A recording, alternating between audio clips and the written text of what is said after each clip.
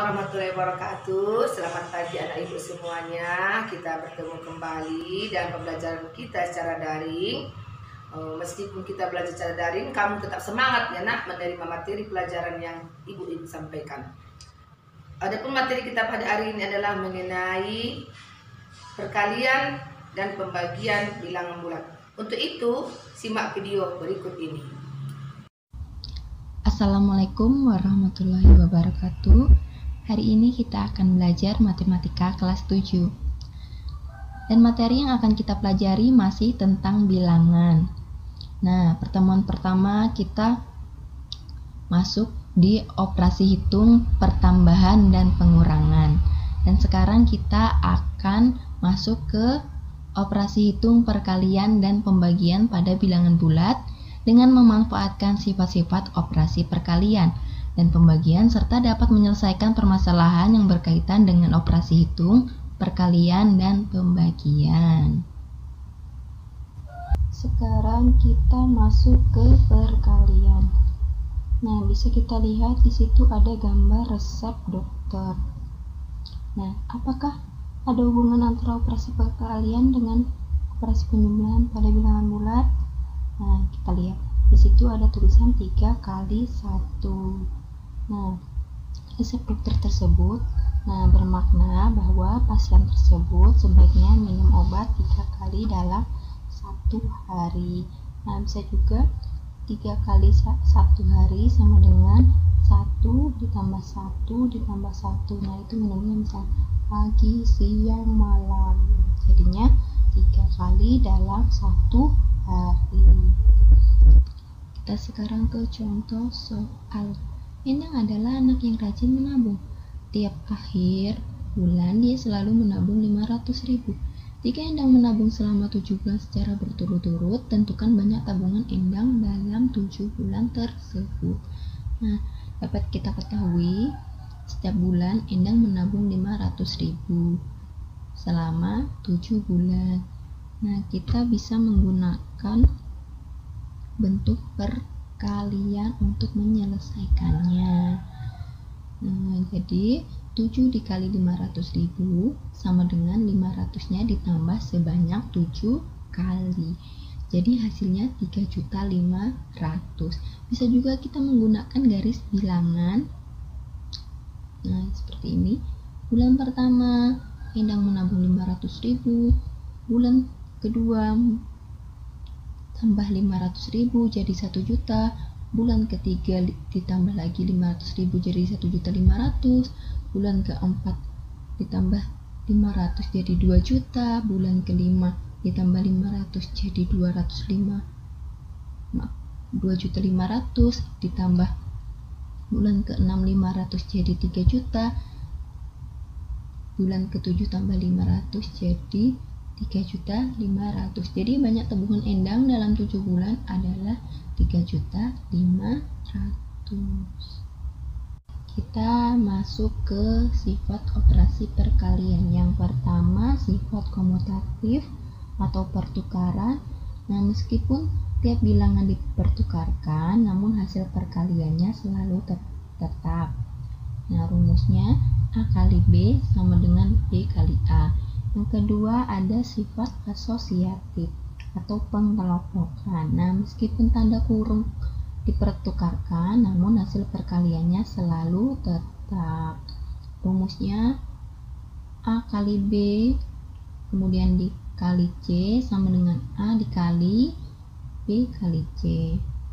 Kemudian yang ketiga distributif.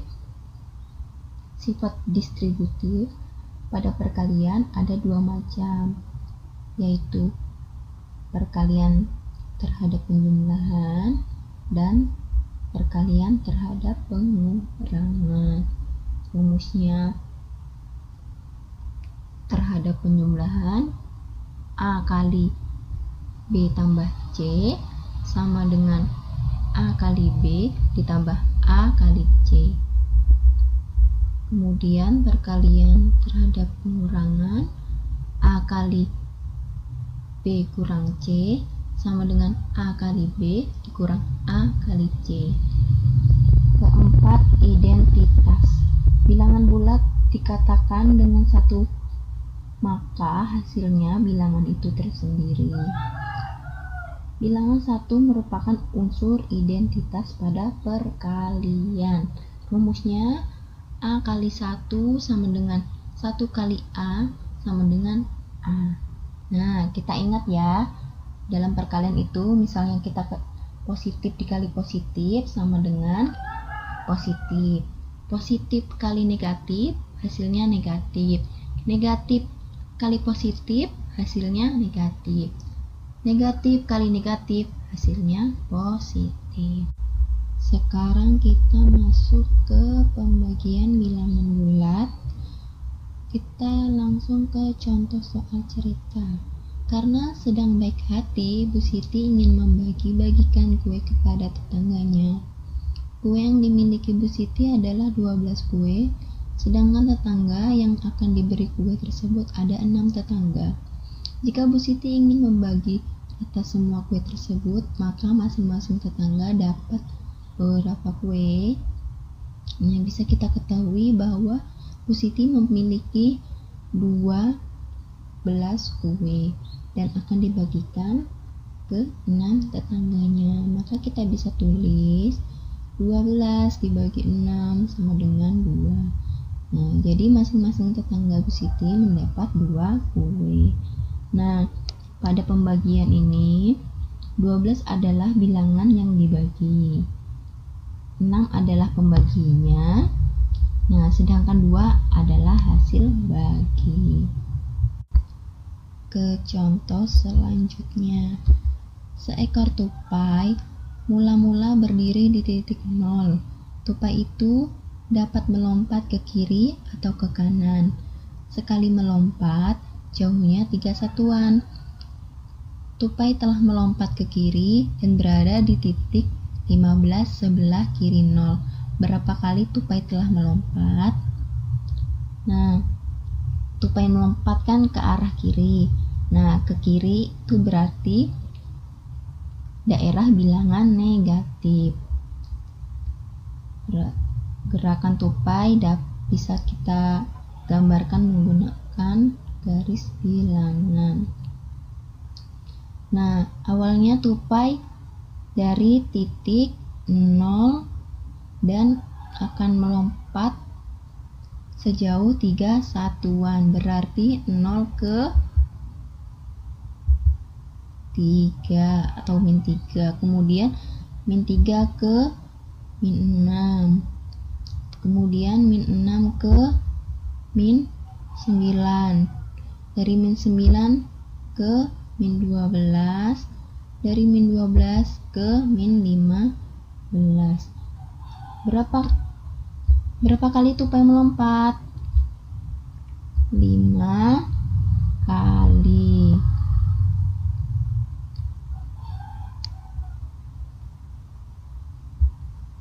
Nah, misal banyak lompatan tupai adalah T, berarti T sama dengan 15 dibagi 3. 3 itu satuan tadi, sama dengan min 5, atau T sama dengan negatif 15 dikali 1/3, maka T sama dengan min 5. Jadi tupai telah melompat sebanyak 5 kali.